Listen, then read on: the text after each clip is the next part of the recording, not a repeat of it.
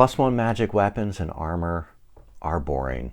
The players defeat the hobgoblin chief or the evil cleric or loot the ancient tomb, and then you announce they find yet another sword +1. How dull. And yet, published adventure modules, like all these adventure modules from the 1980s, Wizards of the Coast does it, even OSR publishers still handle magic items this way. Today we're going to go over a simple yet evocative technique to make +1 items a lot more interesting and worthy of your favorite fantasy author. Before we dive in, thanks for stopping by. I'm John. This is my little gaming nook. My goal is to help people become better OSR referees and players, so thanks for checking out my channel.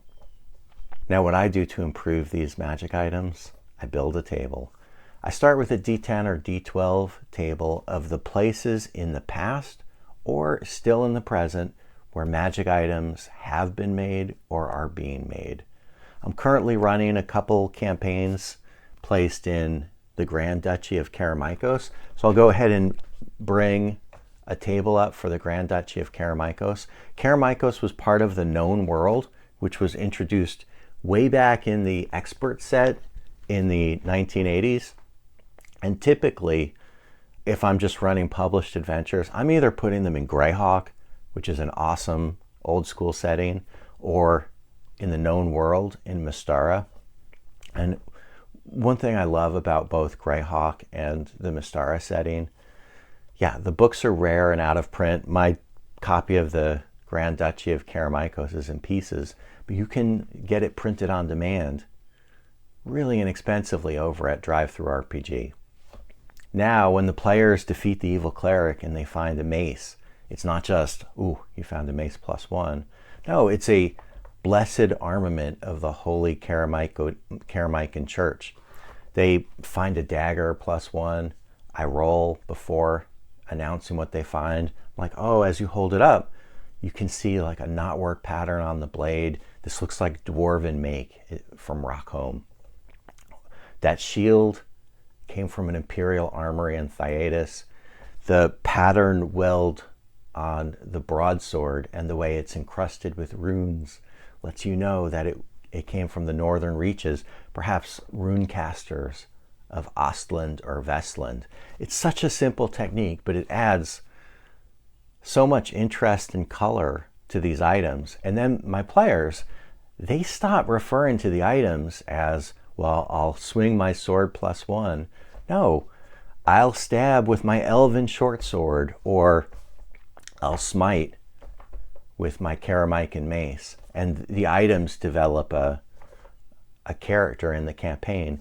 Not everything in the game needs to be an Orcrist or a Glamdring or an Andoril Flame of the West.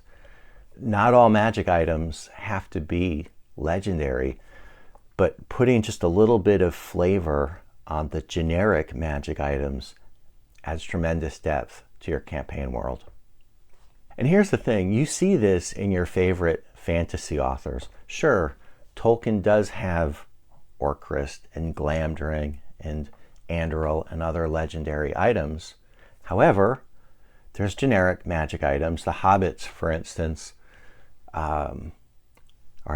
they escape the Barrow Downs. Tom Bombadil helps them get out of the Barrow Wight's clutches, and they grab a whole bunch of items with them. Later on, Aragorn's holding them up. Oh, by the way, this is the book, not the movie. He's like, these are really fine blades, like Númenórean from the Men of Westerness. You see it in Game of Thrones. All the noble houses tend to have some kind of an heirloom weapon that they cherish that's made out of Valyrian steel. It dates back to old Valyria across the ocean, like a fallen analog to the Roman Empire. And we know Valyrian steel is magic because it's one of the only things that can kill or hurt the White Walkers in that setting. That is, at least until they start finding items made of dragon glass, which now becomes an entirely different class of generic magic weapons. Anyway, it's just that easy to improve magic items in your campaign. Please borrow this technique, go and become a mighty referee. Thanks for dropping by, and you might enjoy this video. Otherwise, I'll see you next time.